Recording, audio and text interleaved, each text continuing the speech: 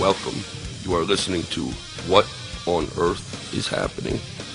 This show will discuss the topics of human consciousness, mind control, natural law, the occult, and all issues that affect the freedom of the people of Earth. What on Earth is Happening will endeavor to shine light upon the darkness of our world and to offer empowering solutions to the problems we face as humanity approaches its critical moment of choice. And now, here is your host, Mark Passio.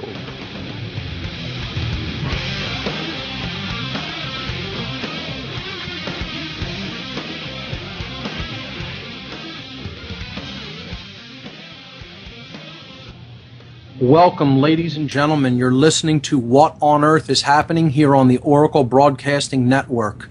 I'm your host, Mark Passio. My website, whatonearthishappening.com. Today is Sunday, July 31st, 2011. The network's website is oraclebroadcasting.com, and this show is live here every Sunday from 5 to 7 p.m. Eastern. That's 4 to 6 p.m. Central Time. And we have a good show lined up here for you today. We're going to be talking about the religion of the New World Order, of the dark New World Order, I should say. We're going to be talking about the underlying religion of the globalist occultists. What is their religion? How widespread is it? What are the ideologies it espouses? That's what the focus of today's show is going to be on. And this is the end of our looking into the darkness. It won't be totally the end of it. I mean, we'll revisit topics every now and again, but from here on out, I want to make this show a solutions-oriented show. And I want to bring people on who think along those lines of solution think and get their perspectives. So you'll be hearing some more guests on the show, hopefully. And we're going to be talking about how to get out of the hell that we're basically trapped in here on Earth as far as the diminishing freedoms and the ever-increasing centralization of control that's taking place here on our planet. So coming up in a few minutes, a discussion on the old religion. A discussion about Satanism and dark Luciferianism. And we'll be breaking down the ideologies that these religions contain in detail. So this show isn't going to be for the faint of heart, and nor was last week's. And I, have to tell people I got a little bit intense and I got a little bit enraged on last week's show because we talked about what the agenda of these individuals is all about. And I started talking about the people who are either wittingly or unwittingly helping these psychopaths to achieve this agenda. And when I do that, I get a little bit impassioned and I got a little bit intense.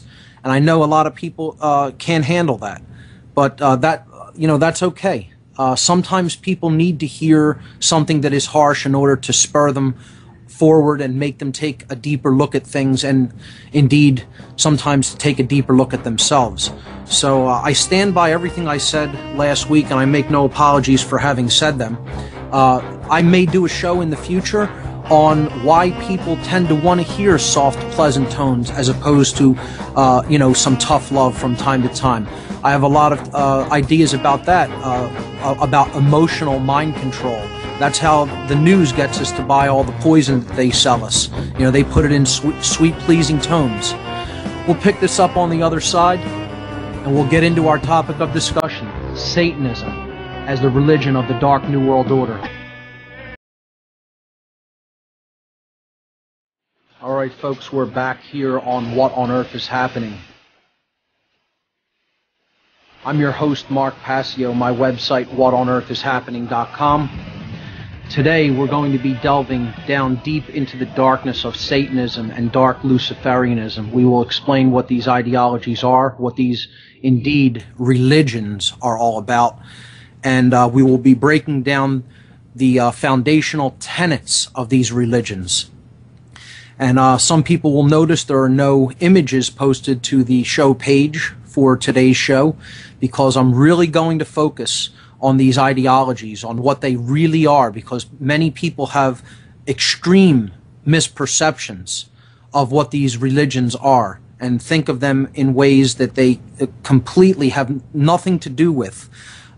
Yet they don't understand how deeply interwoven into the very fabric of this society the religion of Satanism really is. And I'll tell you a personal anecdote a little bit later in the show about something that occurred that showed me how much people in my very own family relate to this ideology and indeed live it on a day-to-day basis without even understanding what it is.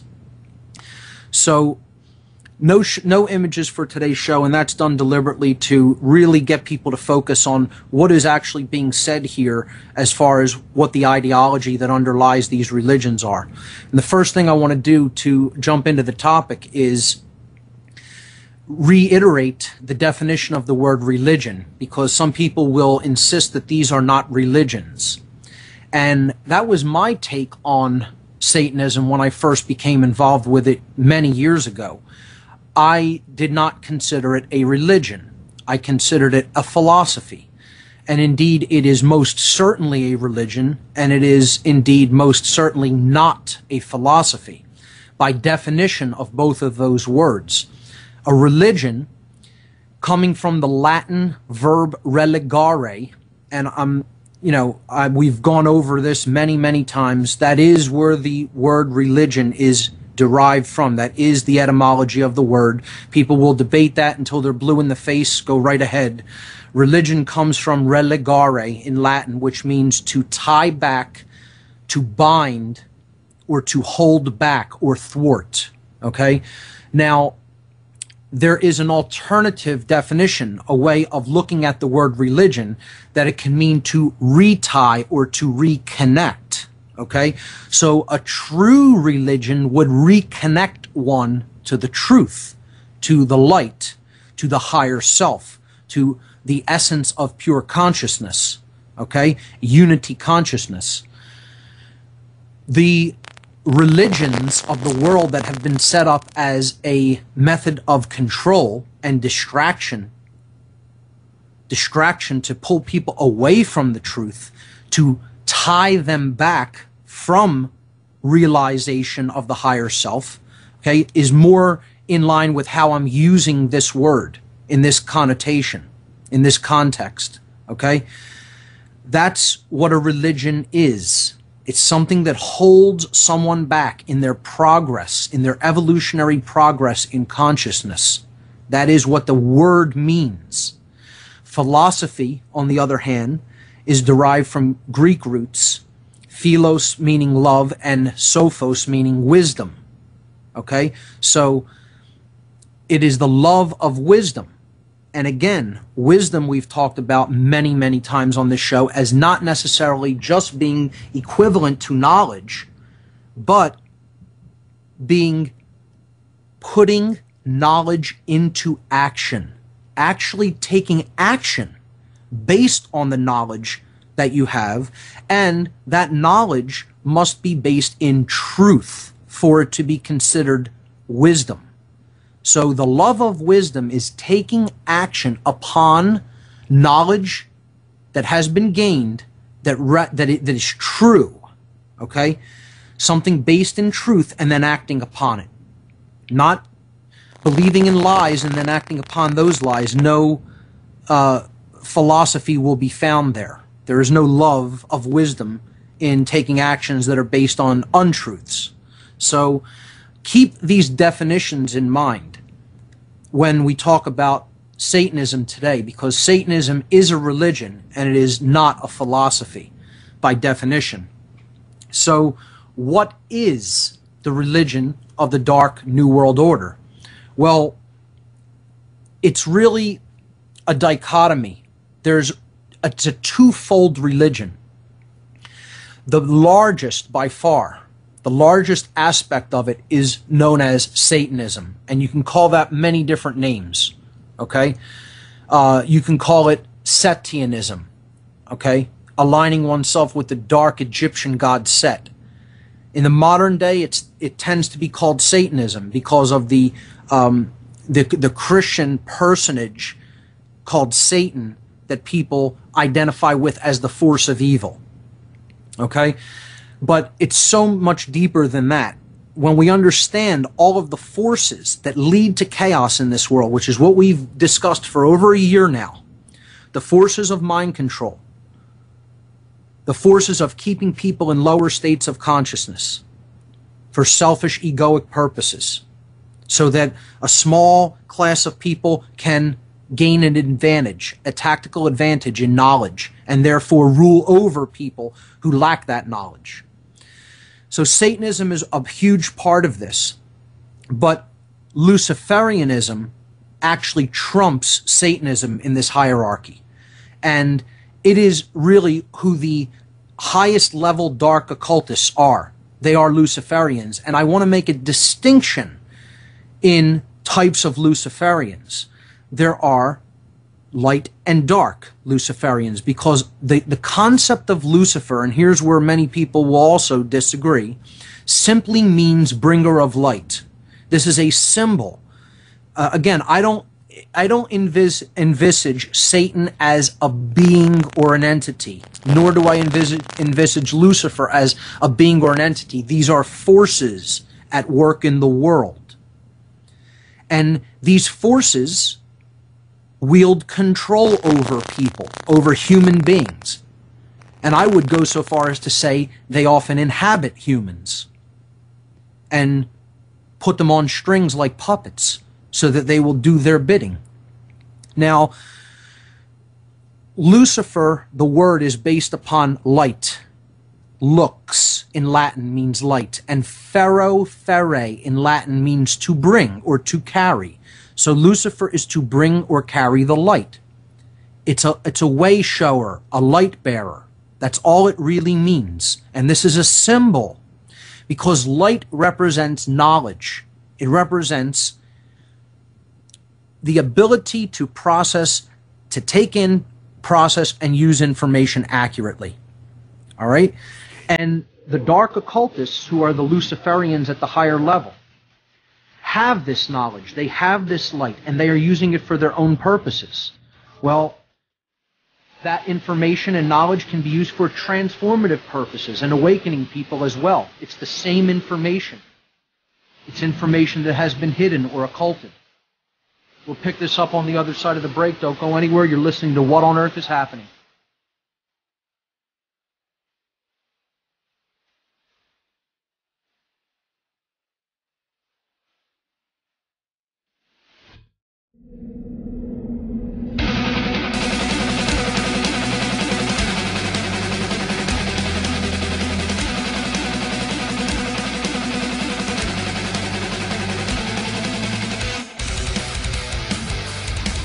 Back, folks. This is What on Earth is Happening. I'm your host, Mark Passio. We were talking about Satanism and dark Luciferianism. I was talking about Lucifer as being a symbol, a concept representing bringer of light. And this is what the dark Luciferians, who actually control the Satanists of the world, how they view this concept, that they have the light, they are the enlightened ones. Everybody else is in a state of ignorance, and therefore they have every right, they have divine right to steer the direction of the entire species as they see fit, regardless of what that means, regardless of it even might mean that they need to cull people from time to time and reduce world population, which is one of their huge agendas. And we'll be talking about eugenics today as one of their main goals.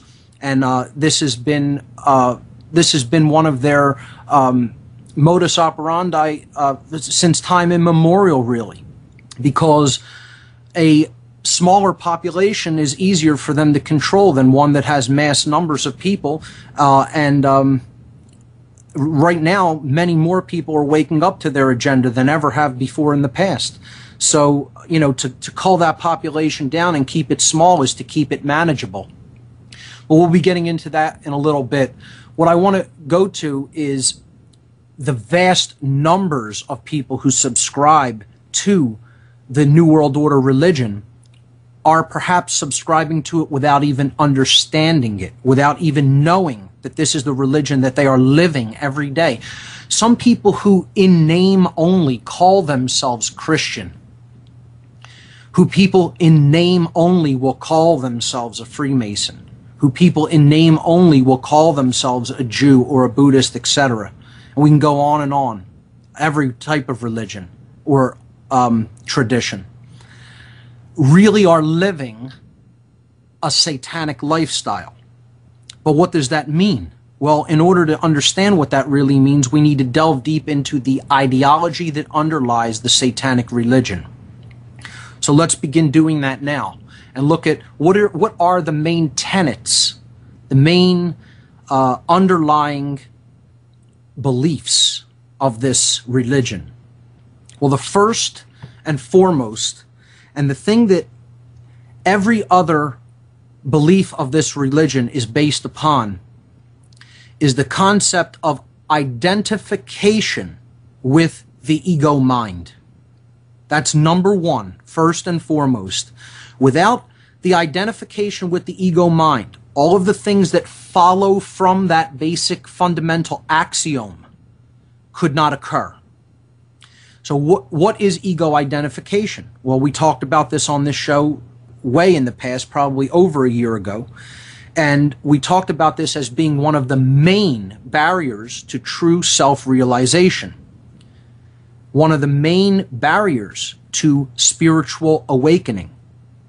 Ego identification is believing that you are your body and your thoughts. Essentially, that's what it is. It is identification with the five senses as being the only way that reality can be perceived. And the five sense material world is all that exists. Okay, so nothing outside of what our antennas, so to speak, our equipment that pick up the vibratory energy in our 3D realm that we live in, okay, that pick up in this limited frequency band that you can prove is very limited and narrow. Okay, so in other words, we perceive visible light in a very small spectrum, but there's an infinity of wavelengths on both sides of that spectrum. It just happens that our equipment, called the human eye, can only pick up the frequencies that exist in that narrow bandwidth. It's the same principle of a radio or television station. It broadcasts over a particular set of frequencies. Now, does that mean while that's broadcasting that there are no other frequencies in existence? If we turn on a television set, we are tuning into a specific frequency, or we turn on a radio, we're tuning into a specific frequency. Well, every one of the frequencies is bombarding that radio, and indeed bombarding us in the room with that radio. But we're not hearing them all simultaneously. We're tuned to a narrow band, okay? And that just happens to be what we are perceiving at any given time. It doesn't mean that's all that exists. The equipment only picks up certain frequencies, and only picks up certain frequencies at given times, depending on how it's tuned, okay? So we have to understand we exist in an infinity of frequencies, in an infinity of densities, if you will. And what Satanism, what its basic tenet, its first and foremost underlying tenet, is that only that which the equipment that we possess can pick up or perceive is reality. Everything else can be ignored. It has no bearing on anything. Don't try to explain it. Don't try to come to understand it. Only be identified with what you can see, hear, taste, smell, and touch. And do everything you can to gratify those five senses. Because the second primary tenet of Satanism is that death is the cessation of consciousness for all time. Now, what you're hearing right now, you will probably already recognize as being a way of seeing the world and a way of being in the world that many, many, many people in Western civilization subscribe to on a daily basis. People live like this every single day.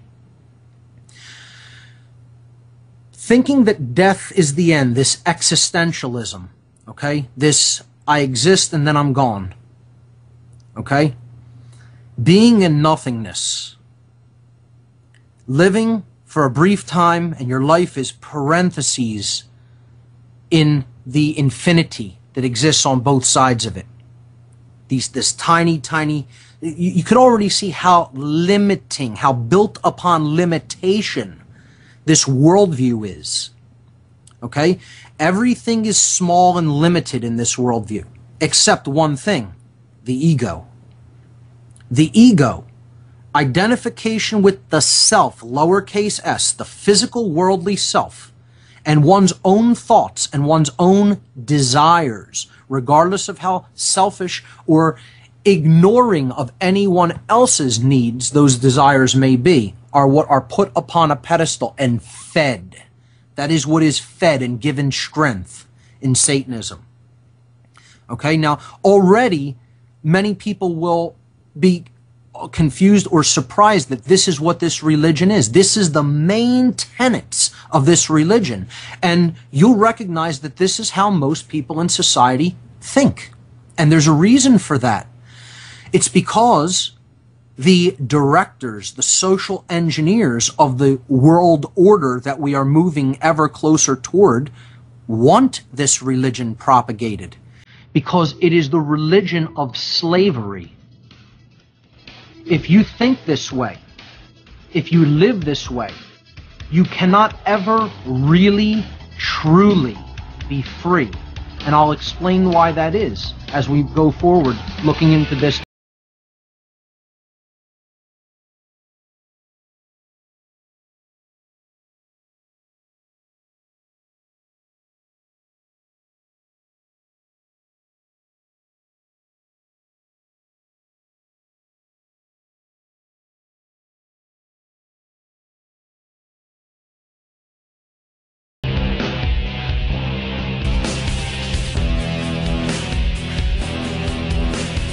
We are back, folks. This is What on Earth is Happening. I'm your host, Mark Passio.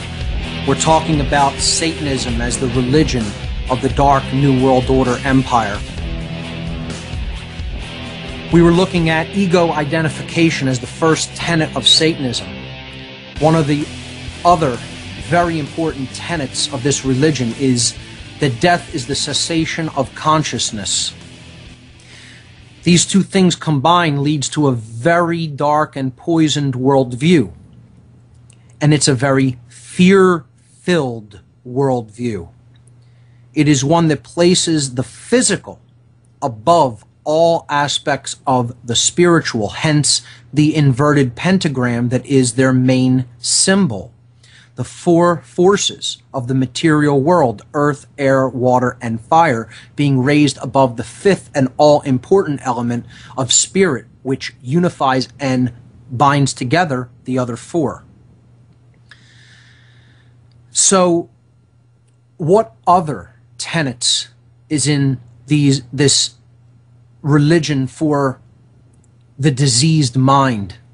The psychopath is really who subscribes to this religion, the person in schism, the schizoid personality, the person who has tremendous levels of imbalance, particularly toward the left brain hemisphere. This is a left brain hemispherical dominant religion. When the left brain is chronically lived and dwelled in, and there is no balance toward the right or sacred feminine or creative and nurturing hemisphere of the brain, and the heart or emotion is left out of the equation altogether, This is how the personality goes, more and more and more toward this level of imbalance, toward the left. And indeed, this is why it is known as the left-hand path. That is what this religion is known by its adherents. They generally will refer to it more often than not as the left-hand path, even as opposed to the name Satanism. They call it the left-hand path. The left-hand path really encompasses Satanism and Luciferianism, dark Luciferianism. See, I always want to catch myself when I say that, because there is a difference between dark Luciferianism and just Luciferianism in general, just as there is a difference between dark Masonry and Freemasonry in general. Okay? So these subtle distinctions should be made and kept in mind. So let's look at other tenets of this religion. Man as just another animal is very important. They look at man as no different than any other animal in the animal kingdom. And I would make a case against this tenet as well. There are many ways, almost too numerable to count, in which man is completely different than the rest of the animal kingdom.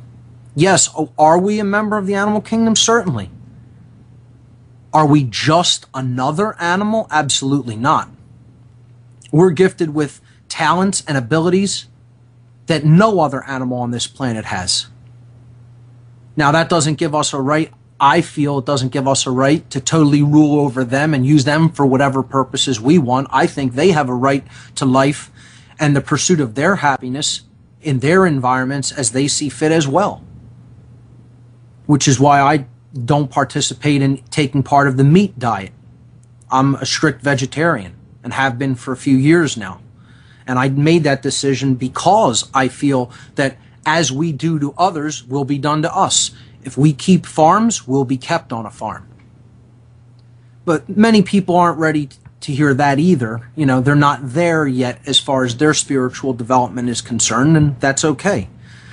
But again, I just feel, I believe in the as above, so below principle, that the universe is self-similar across scales. And if we don't want to be kept as farm animals, we probably shouldn't keep farm animals.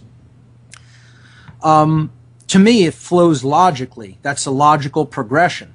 But many people will vehemently, fight against that, and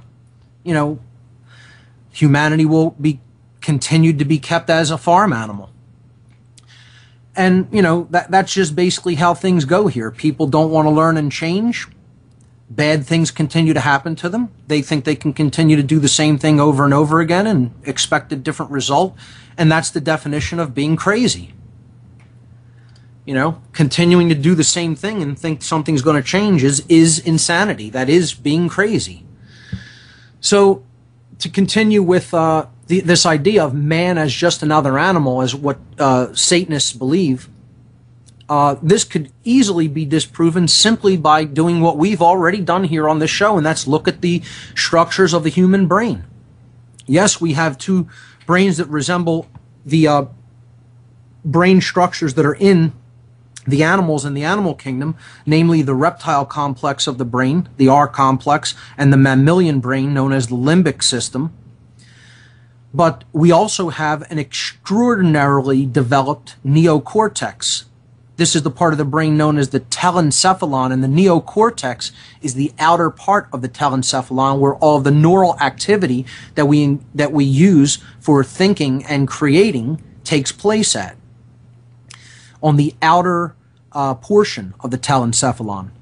And this is what makes us truly human, and what no other animal has as much access to, or even as large of a telencephalon as human beings do. So you look at the capabilities that are imparted by the neural activity that takes part in this part of the brain. Okay?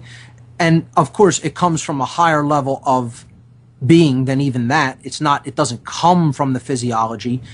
The capability to make us operate it in the physical domain operates through the physiology. I'm not saying that's its source, but you look at the human brain and you look at the left brain being the logical, scientific, linear thinking the linear processor, and the right brain being the part of the brain that helps us engage in creative thought, nonlinear thinking, compassion and empathy, etc.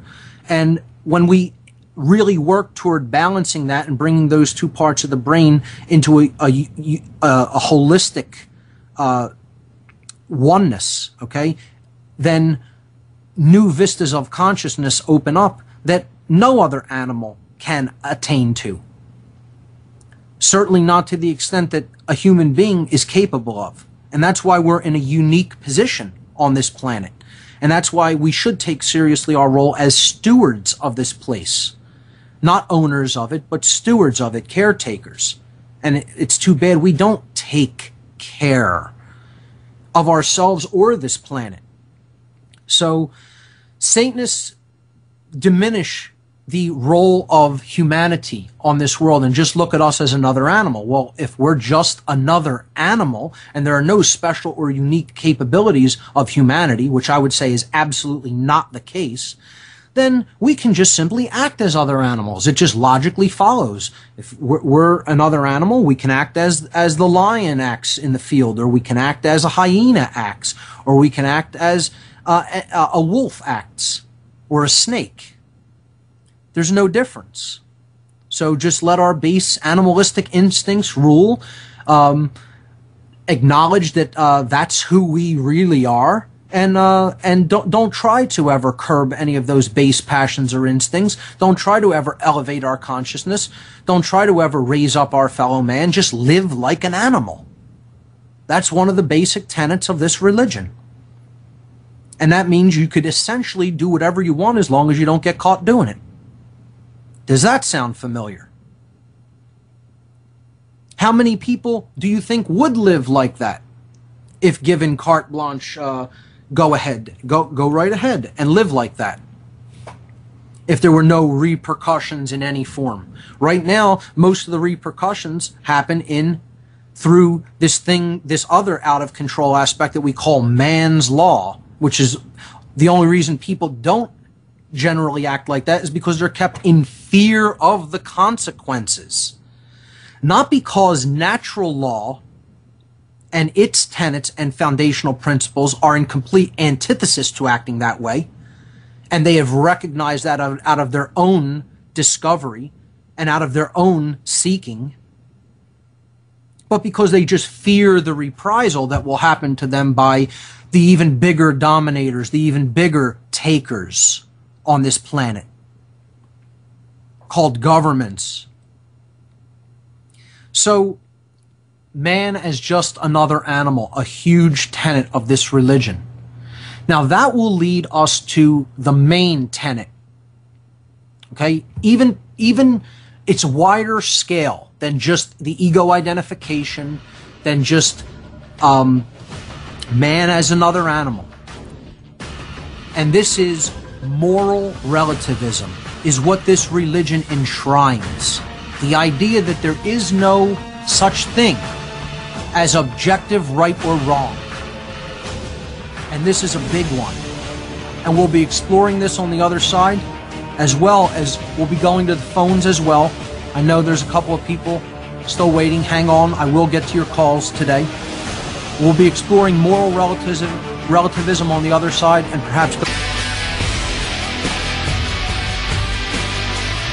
Okay, folks, we're back on What on Earth is Happening. I'm your host, Mark Passio. Before the break, we were talking about moral relativism as one of the main tenets of the satanic religion, of this ideology for psychopathic individuals. So what is moral relativism? Well, it's the idea that there is no such thing as objective right or wrong. That there is no such thing as any sort of natural law or moral code by which we should be guiding our life according to. That there are no repercussions for our actions, ultimately, unless we get caught by another person who is going to take some action out against us. That essentially we can do whatever we want to anyone we want to, as long as we can get away with doing it. That we're prepared to face the physical repercussions of our actions according to the way things are working in this world. But if, let's say, we were isolated on a desert island someplace and we wanted to kill somebody so that we would have more food, well, then go right ahead. Right is what's right for you in any given moment. And wrong is what is wrong for you in any given moment. But essentially, we get to make that up based on the experience that we're having at any given time, how we personally feel about the situation, what our likes or dislikes, our preferences happen to be. I call this being the arbiter of truth. Well, if there's no right or wrong, objectively, if I have no way of actually gauging the morality of my decisions or behaviors, I get to make it all up. I'm the arbiter of truth. Or in other words, I'm God. And that's exactly what Satanists think. They are their own God. Their ego, their body, their personality is God to them. That's it. That's the God they serve. And again, ladies and gentlemen, I would suggest and submit to you, this is exactly where Western society has been headed for a number of years. This pure, hedonistic, egoistic way of living and being in the world, not caring about anybody else but oneself. Maybe your immediate family and relatives surrounding you who might be in a position to help you out from time to time. Maybe that. But it's look out for number one, me, me, me. That's what this society has become. And that's why it's going into chains. That's why it's going into shackles, into a prison cell, slam the door, lock it up, throw away the key, bet on it. Unless that way of thinking and being in the world is changed quickly. Because that's what, again, I'll say this again, that's what this religion is. This is the religion of slavery. That's why the New World Order wants so many people to subscribe to it. Because the dark occultists who are running the show are the dark Luciferians, and they're the ones with these puppets on their strings called Satanists, who they know, just for a little bit of temporal and worldly power, will allow themselves to be put on their strings and be told to dance, puppet, dance. And they'll do whatever they tell them to do. They'll completely carry out their agenda just as long as they have a full belly, just as long as they have a roof over their head, just as long as they have the car they want to drive, just as long as they have the amount of money in their bank account they want to have. They don't care about anybody else, because that's what Satanism is all about. It's about the cremation of care. It's about purging the heart from the essence of the individual. And I told you I would tell you an anecdote, and this seems like a good time, and then maybe I'll go to the phones for a little bit. I'll give the call-in number as well.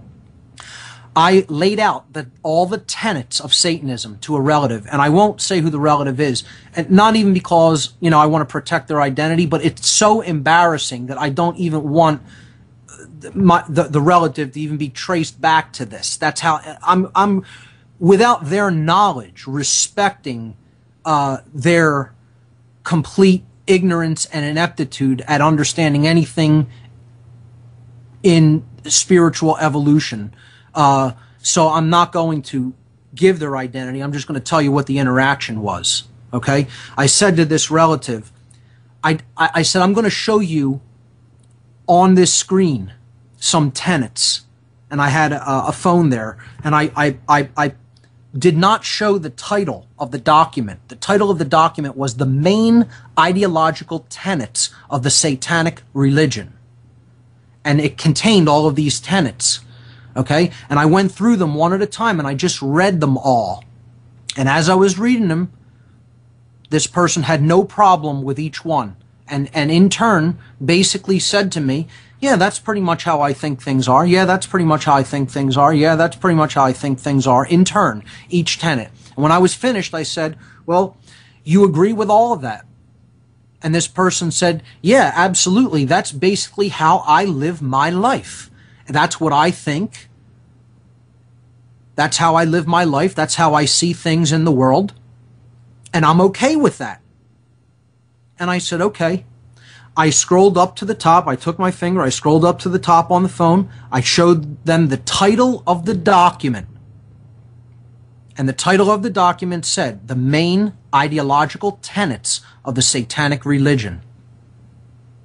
They looked at it for about 5 seconds, then looked at me, and these are the exact words that came out of their mouth.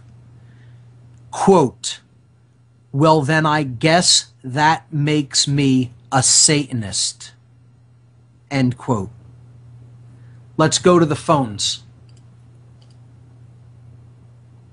Caller, you're live on What on Earth is Happening. How are you, and what do you have for us?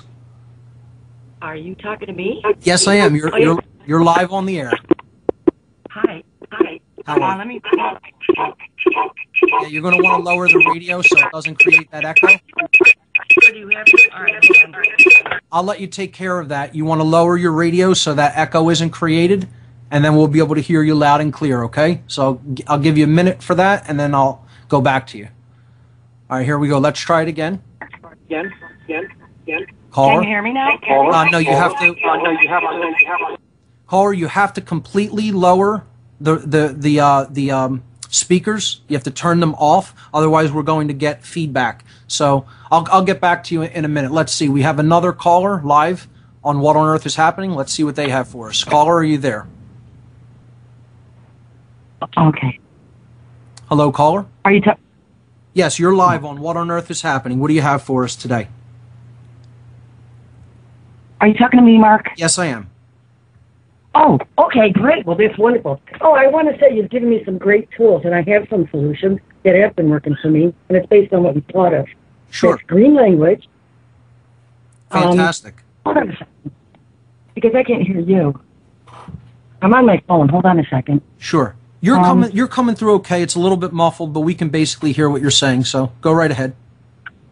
Well, I mean, you could go and break down the word Illuminati in green language. I think you'll have some fun doing this.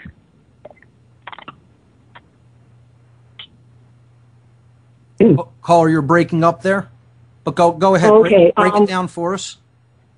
Okay, you have ill, that means not good, and then you have lum for illumination, Right. and then man, and at eye. So you're darkening the third eye of man. It's right there. That certainly works for the dark Illuminati. Absolutely. That is what they're attempting to do. There's so much contained in the language that we speak that if we only become conscious of it, we'll see that this world that we're living in is actually controlled through words. And if we just understand the basic principles upon which language is built, we would be able to open up our consciousness to an extent that we could scarcely imagine right now. The study of language is just utterly incredible. It's a fascinating topic to undertake. I wish more people would look at the language and go into the roots of language, because when you do that, you understand what it is we're being told and what we're being basically fed on a daily basis, and it's not always a good thing. You know, sometimes words can be really empowering, and we can learn a lot from just what they are telling us about, how we operate with the world at large. And sometimes they control us if we are unaware of what they are saying at a deeper level. Well, that's a fact. And I've been reaching a lot of people because I also point out that Jesus, in his parables, he's talking about natural law. Absolutely. And also in our Bill of Rights, that's based on natural law. That's exactly right. And more people should look at the message that is actually being spoken in the Bible, particularly in the New Testament, and understand that all of that is a basis in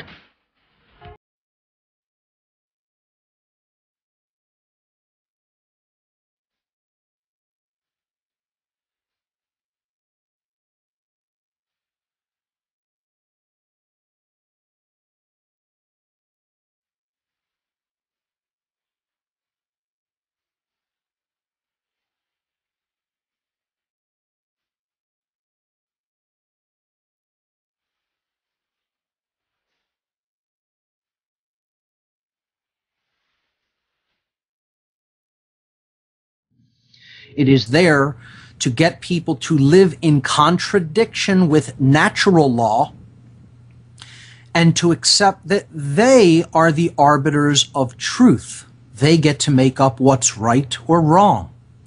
See, moral relativism means that right is what's right for me at any given moment. Wrong is what's wrong for me at any given moment. There is no objective standard of right or wrong. There is no objective standard of morality. Therefore, rights are meaningless because rights are based on what is right, what is not wrong to do to another.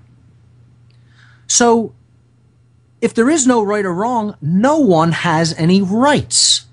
And man could basically do whatever he wants as God here. Does this sound familiar?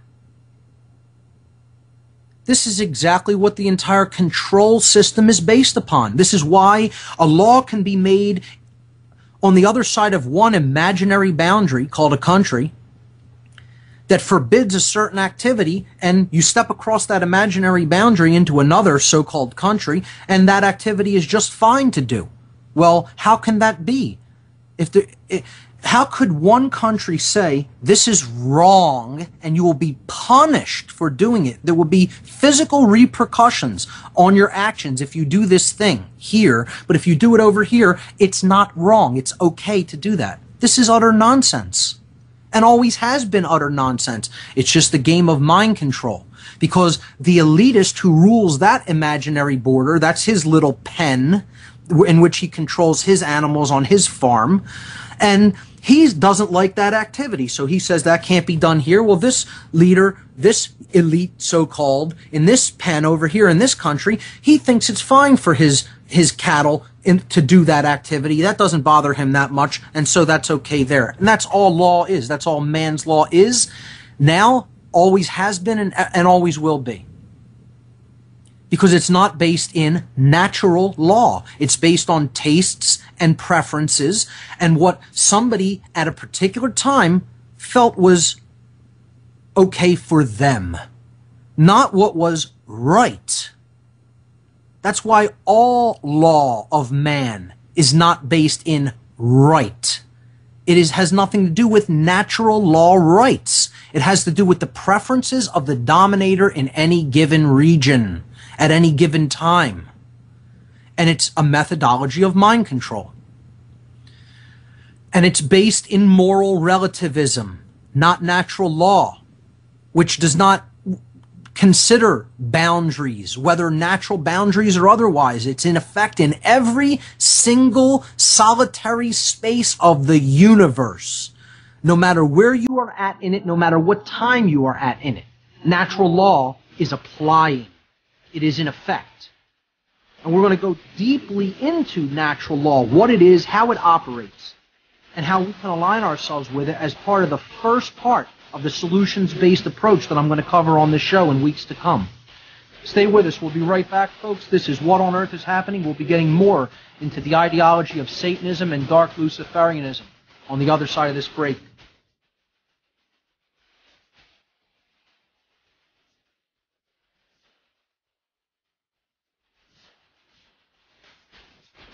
We're back, folks. This is What on Earth is Happening. I'm your host, Mark Passio. My website, whatonearthishappening.com. Let's continue to look at some of the other foundational tenets of Satanism as a religion. So we just looked at moral relativism. Well, what moral relativism will inevitably and invariably lead to in society, once enough people subscribe to it, is a wonderful little ideology known as social Darwinism. Social Darwinism is this idea that man lives as just another animal, and as such, since the theory of Darwinism is based on this idea of survival of the fittest, or really survival of the most ruthless, that man needs to become the most ruthless within his species, become sort of an interspecies predator, so he can come out on top, and that is the gauge of success in society.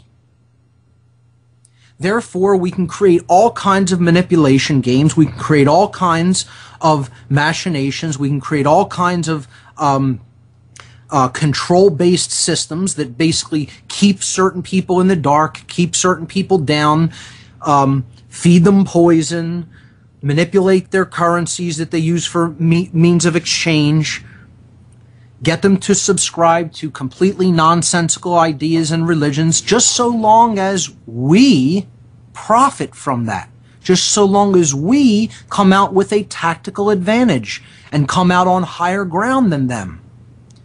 Because after all, that's the whole goal of life if you're a social Darwinist. That means essentially do whatever you want to other people to keep them down so long as you come out on top. And that's one of the main goals of Satanism. You, yourself, since you are separate from everything else, and you are completely based in the physical world, that's your identity, okay? And you don't believe in right or wrong.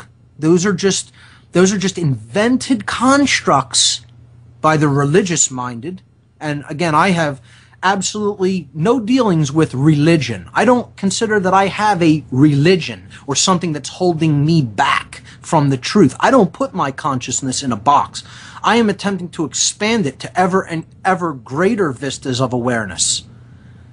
This isn't what Satanism is. Satanism is putting your consciousness in a box. Limited 5-sense reality. Moral relativism. And now that leads to the idea of social Darwinism. And again, this is very, very widespread in our current society. I would say that probably over 70% of our society agrees with most of these tenets and are living. They can say in name only they're a Christian, or in name only they're a Jew, or in name only they're a Buddhist, or in name only they follow Islam, or in name only they're a Freemason, and any other mystical tradition. But this is where the majority of people's heads are at. In moral relativism and social Darwinism, and certainly in ego identification. And I just told you that story of one of my own relatives who was fine with being shown the tenets of this religion as being Satanism.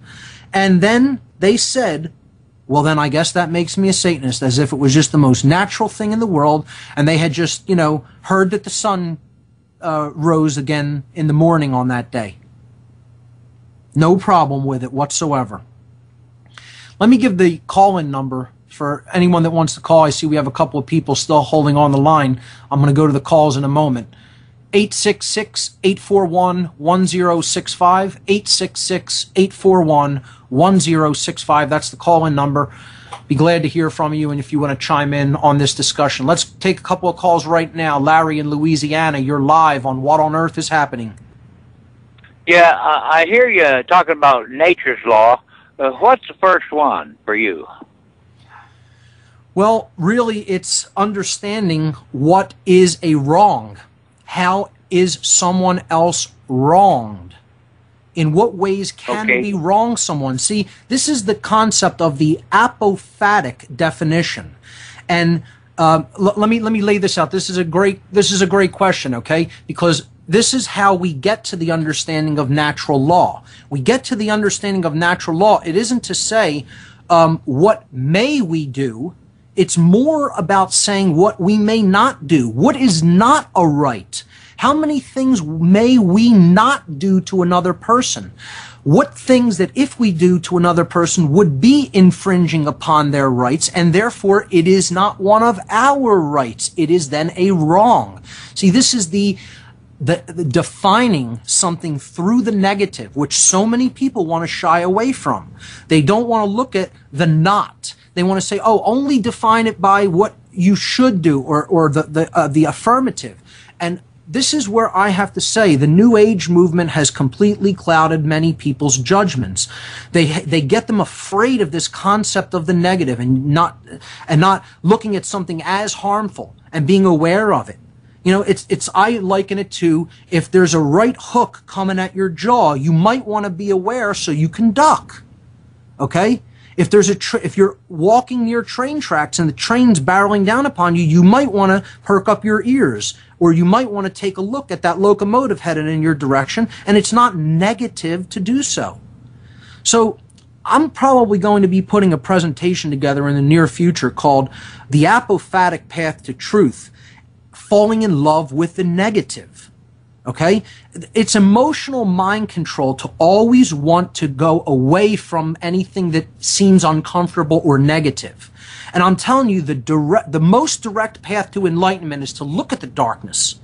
Now, you can't get lost in it. You can't get so steeped down in it that that's where you dwell all the time. I would never suggest that to anyone. It can drive you mad if you stay looking at that continuously, which is why after a year and a half of this stuff, laying it out so that people can really deeply understand what's really going on here, we're going to start pulling back from that and looking at solutions. Once you know enough about what's really wrong, it's time to start doing something about what's wrong, taking right action. So natural law, it isn't like a series of 1, 2, 3, 4, 5, 6, and like the 10 Commandments, so to speak. It doesn't really work like that. It's understanding, having a deep, innate understanding, deep down, of what your rights are and what your rights are not. How do your actions affect others in the real world? And therefore, do you have the right to take that action, or do you not have the right to take that action? And I would say so many things that we do have the right to do are being infringed upon and usurped by the dominator law culture. And they have no right to do that, and therefore should be ignored. And ultimately, if they continue to press with it, we have a right to take the necessary actions in order to protect our rights. And we can talk about what that means at a future time. But it's a good question, and natural law really should be explored, and that's why we're going to do this in depth when we get into that section, probably in a couple of weeks on the show. So we're coming up to another break. I'll take another couple of calls on the other side, and we'll continue with some of the deeper aspects of eugenics in Satanism when we come back. Gotta keep my cool, make 'em think We're back, folks. This is What on Earth is Happening. We're talking about the religion of Satanism as the religion of the New World Order today, the Dark New World Order.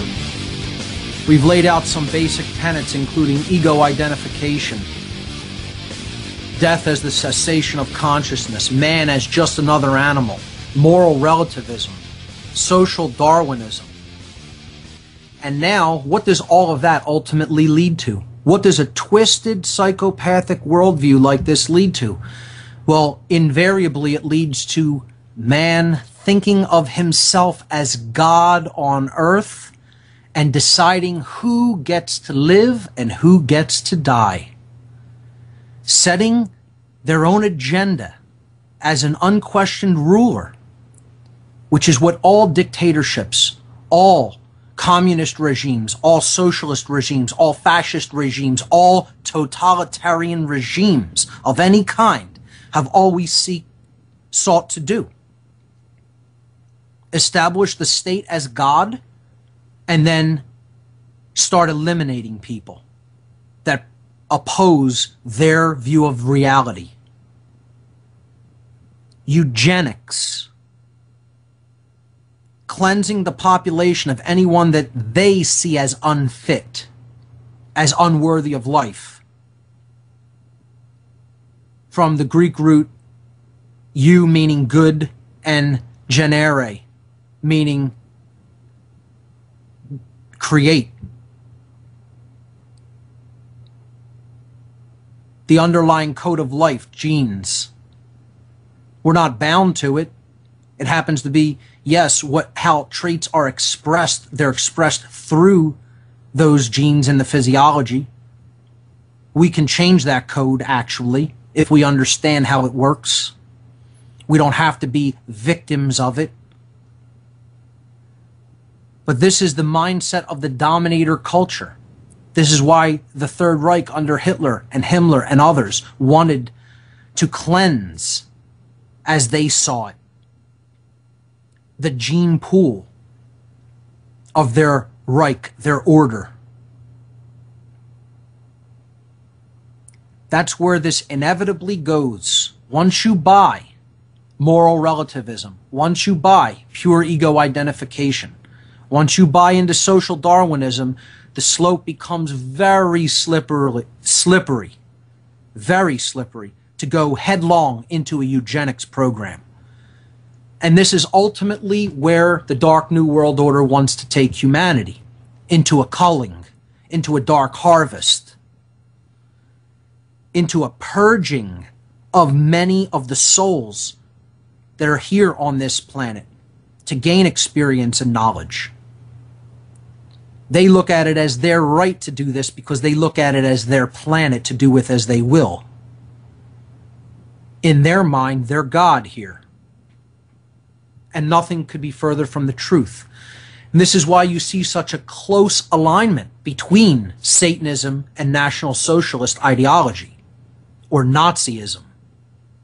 These two religions go hand in hand. And indeed, if you make any kind of an in-depth study of the Third Reich, you will invariably, if you're being honest with yourself and if you're looking into the right sources, you will invariably come to the occult connections between the Nazis and their view of reality and Satanism. This connection is deep. It's interwoven into the fabric of the Nazi order.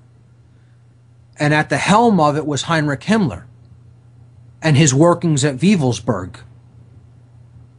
And if you look into that, you'll understand that a lot of the modern satanic cult networks that are out there revere someone like Himmler and are working to accomplish the same goals that he and Hitler were working to accomplish. The Temple of Set was a prime example. It's still in existence. I know Michael Aquino really loved Heinrich Himmler and patterns his entire lifestyle after him. Someone like Nicholas Schreck, who was influential in the Church of Satan and the Temple of Set, reveres National Socialism as something that he feels should become the national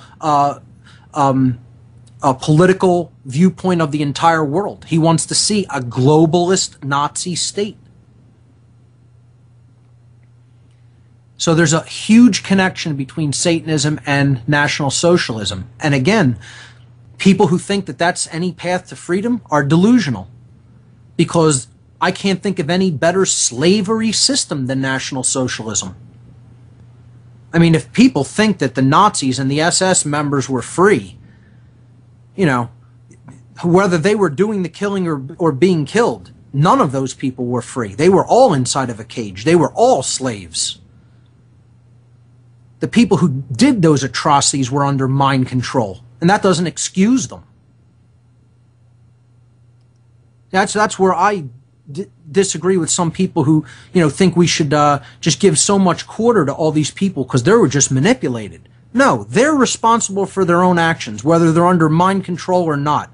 You were too spiritually weak and you let yourself get pulled into a thrall and taken under mind control. That was a choice. You wanted to abdicate your personal responsibility and hand it over to a psychopath, some sycophantic leader. People looking for a leader invariably are going to find one, and generally it's not going to be a good one.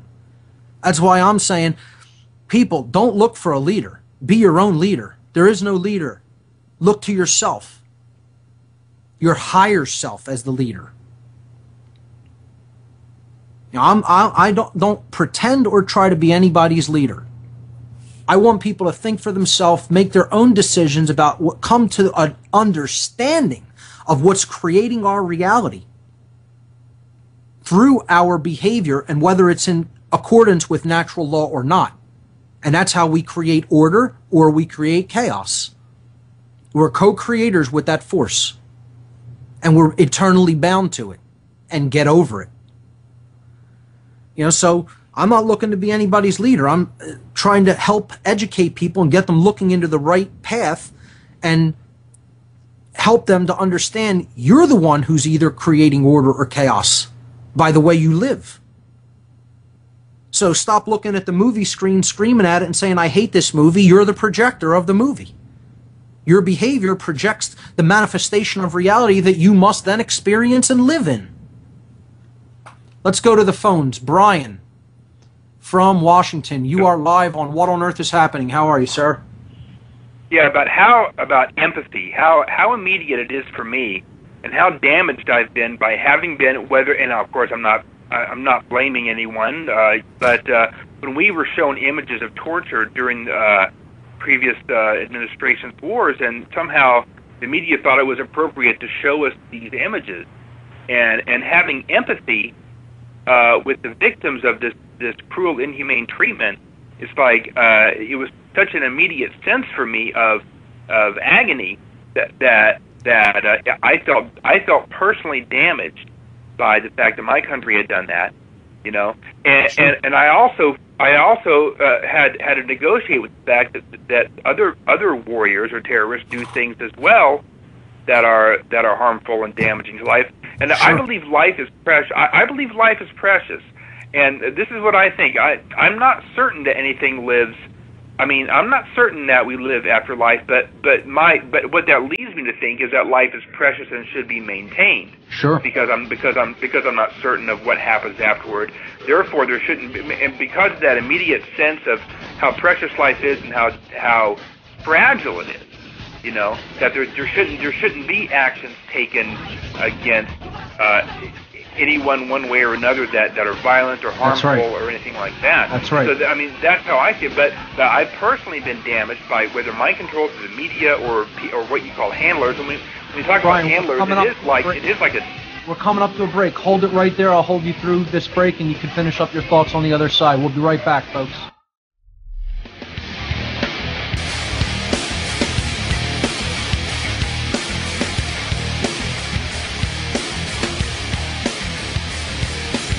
Okay, folks, we're back. We're talking about empathy and compassion before this last break. And I will say to the caller, Brian, I'm going to bring him back up in a moment. I'll say this is exactly why you don't hear a lot about what's really going on in wars, because they know that strikes an emotional chord with people. That's why so much support was lost during the Vietnam War and why so many people cried out to end it. You can keep wars going endlessly, though, if you never forge an emotional connection between people who happen to understand what's really going on in that war and the events that are taking place in it. The media was still, to a certain degree, doing their job during the Vietnam War. Now they do nothing to show us the real horrors of war. So I'll let you come back up and finish your thoughts on that.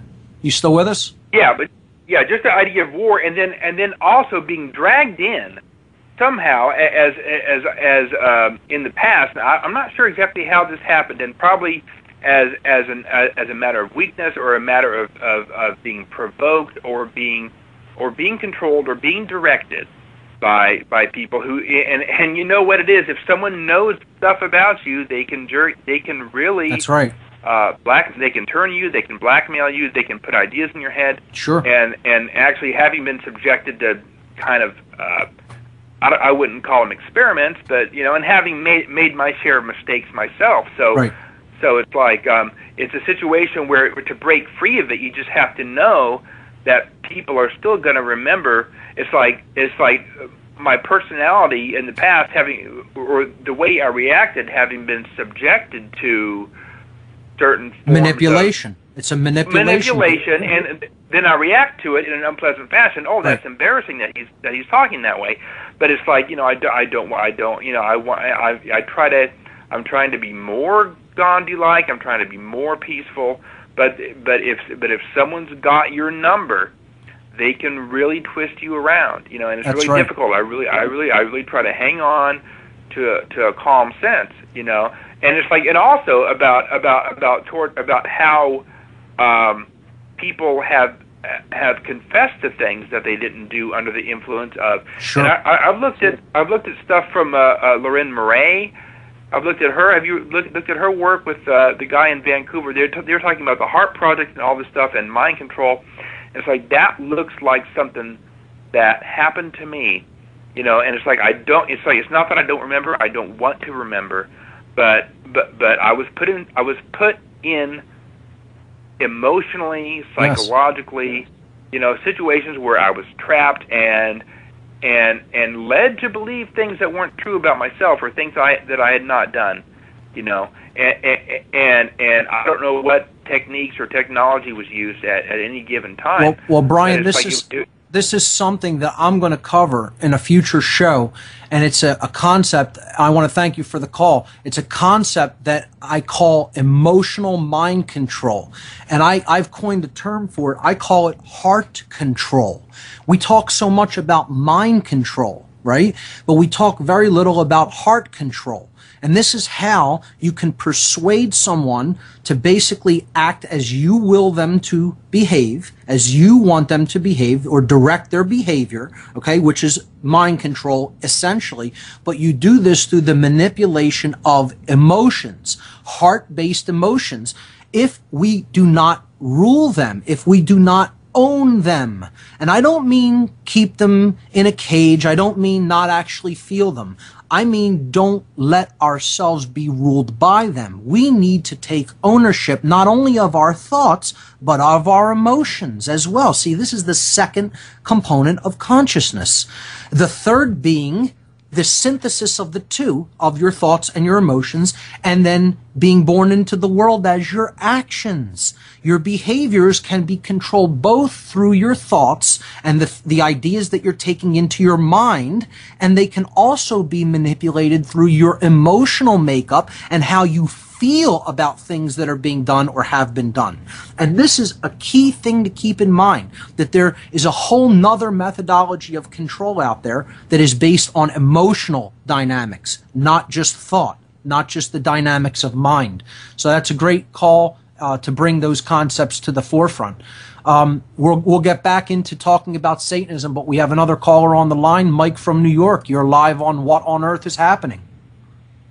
Hi, Mark. Thank you for taking my call. Sure, Mike. How are you doing?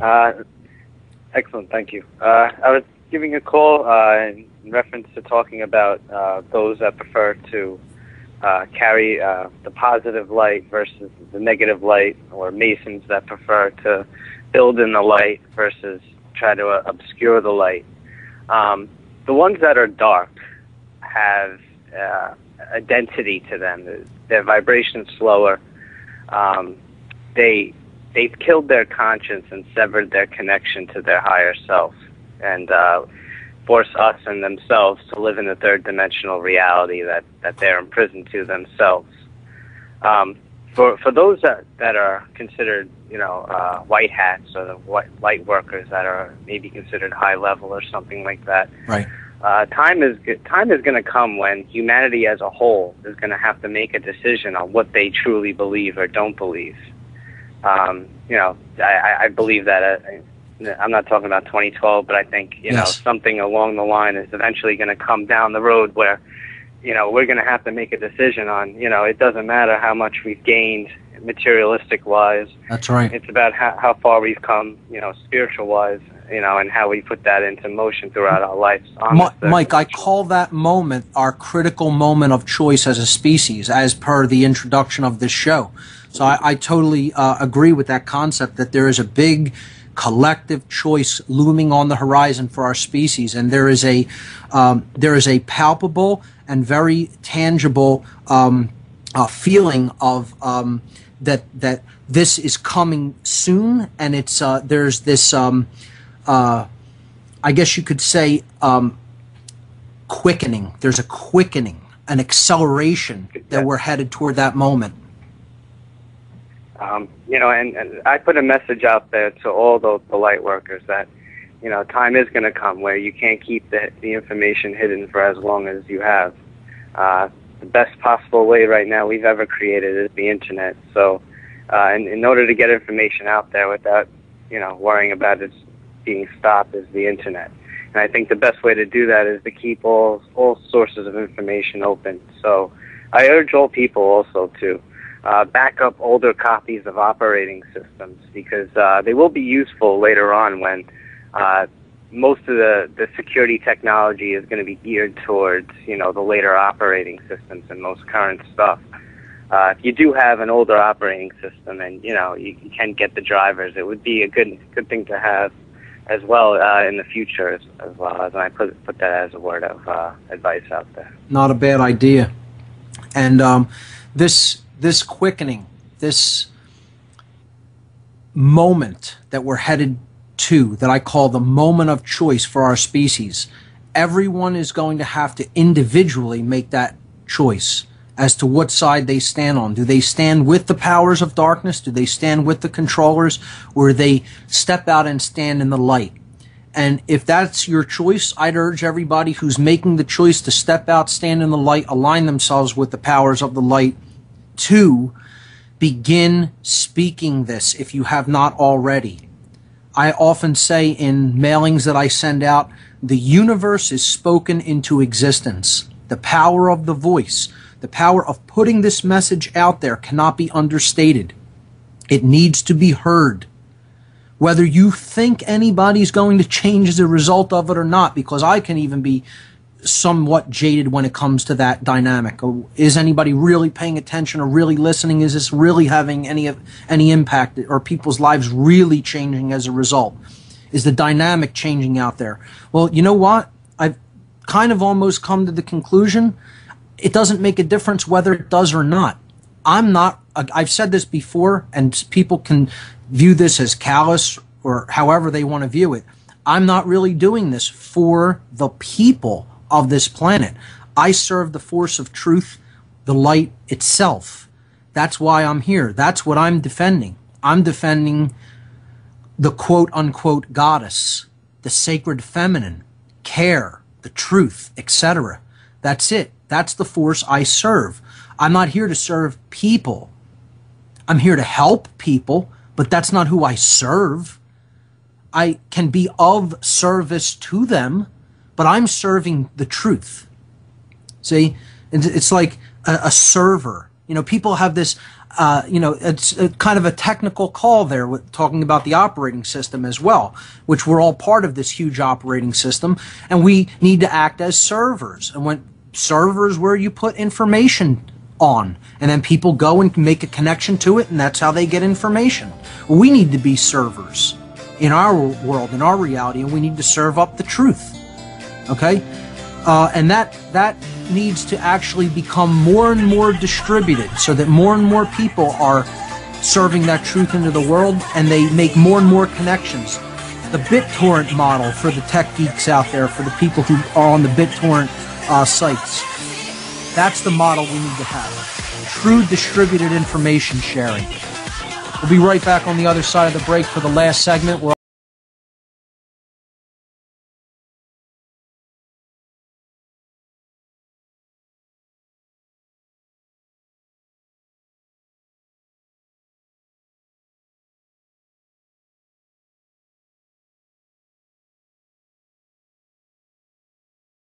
Last segment of the show today. One of the things it says in the intro to this radio show is that what on earth is happening will endeavor to shine light upon the darkness of our world. And that's what we do here. We do take a look at the dark. We've shined the light pretty brightly, and we have seen just how filthy our house is. Now, as we move forward into the future, it's time to look at the methods for cleanup. How can we clean this house up? How can we make it a better, brighter place? That's what we're going to move toward into the future on this show. And I think that's going to be coming up, I've been thinking about it, in 2 weeks. Okay, next week, I think what I'm going to do, and I've been kind of leading in this direction by taking a lot of calls today. I know I haven't gotten the calls in the last couple of weeks, but I think I'm going to do an all call-in show again. I did this once a few months back. It went pretty well. And I'm going to do that again, let people call in, talk about what their concerns are, talk about any of the methods of mind control that we have already covered on the show, and we can talk about solutions that we're going to be discussing in the future on the show. Anything is fair game, no taboo topics. We'll take calls all next week for all 2 hours. So I think that'll be a good bridge between the dark and the light. And in 2 weeks' time, we will start a deep, penetrating analysis of natural law to hammer this in and really help people to develop a firm foundational basis in what natural law actually is. So that's coming up on What on Earth is Happening. I want to just wrap up a few things about Satanism. And that is to say that the religion of Satanism is the religion of the hierarchy that the New World Order wants to impose. It not only puts up on a pedestal the human ego, but it also puts up on a pedestal the concept of human authority, that man can become an authority and can basically act as God here on earth. And that is not, Satanism is not the top or the highest aspect of the hierarchy that's operating here on earth. As I said, dark Luciferians control the Satanists. They are higher in the satanic Luciferian network. Okay? They are, the real distinction to keep in mind between Luciferianism and Satanism is that the dark Luciferians do have a real deep understanding of the spiritual nature of our reality, and they have a deep understanding of how natural law functions. They know all of these things that we've been talking about on the show. They also have a very deep understanding of the primal fears that are nested in man's psyche for thousands of years, which we've covered on this show. And they know the knowledge about how the human psyche and motivations work to the extent that they can manipulate through those fears. They are ultimately the mind controllers of humanity. The dark occultists at the highest levels are what I call dark Luciferians. They are people who have all of that knowledge, and they have turned their backs on it. They have decided that it's too hard to do the great work of truly raising people and being an influence for them to come up in consciousness. So rather, they decide the easier path, the left-hand path, is to keep them down, keep them manipulated, so that they can be rulers in hell. They would rather have a trashed world with completely degenerated people in it that they rule over like a farm, rather than doing the truly difficult work, but ultimately much more rewarding, of being an influence for others in consciousness to help to raise them up to a higher level and a higher vibration. So they have copped out. And ultimately, that's because they are lazy and they are fearful. They're not the, quote, Illuminati. The people who understand what we've been laying out on this show for a year and a half are the real Illuminati. They're the ones with the true light, shining the light on the darkness of these darkly enlightened ones, the ones who are of the cult of the dark sun, the dark Atonists, the dark Luciferians, who have the people of a satanic mindset on their strings and are manipulating them like puppets. So I think that's where I'll leave this off and wrap up the concept of Satanism as the New World Order religion. Just think about it, folks, how many people actually subscribe to this ideology. They're all around us. They're everyday individuals who have been convinced that this is the way that they should be living. It's our goal to raise them up in consciousness and show them the error of their ways and show them that there is a way out, that they don't need to keep going down that path of suffering, that they can turn around and make a 180-degree turnabout, like as did I, and turn toward the light and move toward it, move toward the truth and move toward the essence of goodness and the essence of higher consciousness in this world. So I'll wrap up there. And we still have a couple of callers on the line. Let's get to them. And then I want to make a couple of statements about the podcast that's going to be going up and a couple of changes about the podcast. And I want to talk about some of the documents that I'm going to be posting with the podcast for this week. So that we'll wrap up the show with that. But we have a caller on the line. Caller, you're live on What on Earth is Happening. Welcome. Hello, caller. Hello? Yes, you're live. Oh, yes, hi. My name is Karen. I'm calling from Philadelphia. Hey, Karen, how are you? I've been listening to your show for quite some time now. And, Great. and passing the word around about your show. Fantastic. I was really blown away this past week with this the human-animal splicing and the revelation that they've been doing it for the last 30 years. Sure. In Great Britain, and they have these human beings that have like 20% animal DNA, from goats to pigs to cows to insects. Cross-species and they're in chimeras. artificial wombs. Yes, cross-species chimeras. They've been creating this for many years. It's part of their eugenics agenda, actually. Yes, but they're saying just the opposite, that they want to grow these extra organs and limbs for human beings who need livers. Like I saw a picture of this mouse that had an ear, a human ear on the side of it. And I just want to ask a question to you and to everyone listening out there. You know, I know that the Catholic Church is duplicitous in a lot of ways, but where is their voice now? Yeah. You know, in terms of eugenics, of this I'll tell you exactly abomination. I'll tell you exactly where it is. Their voice is the same place that it was during the Nazi regime around World War II. It's the exact same place.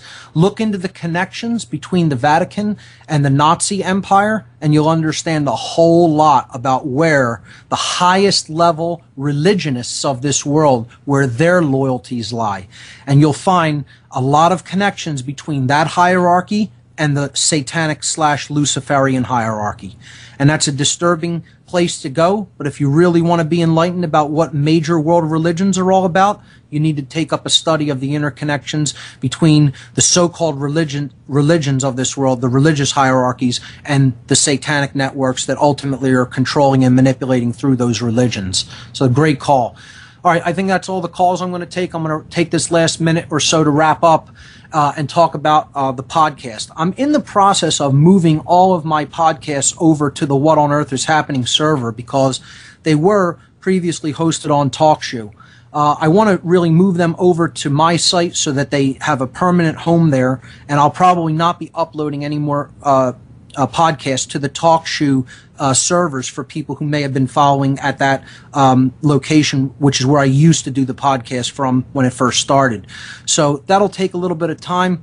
I'm going to transition that over. Podcast from now on will be uploaded to the What on Earth is Happening website itself and not downloaded from an alternative location. So we'll need to see how that goes as far as bandwidth load and things like that go, but I think the server is up to it, so I don't think there should be much of a problem there. The next thing I want to say is I'm going to be going on vacation with Barb for the next couple of days, so if my podcast for this week is up a little bit late, please give me some leeway on that. I'm taking a couple of days vacation time in the summer here.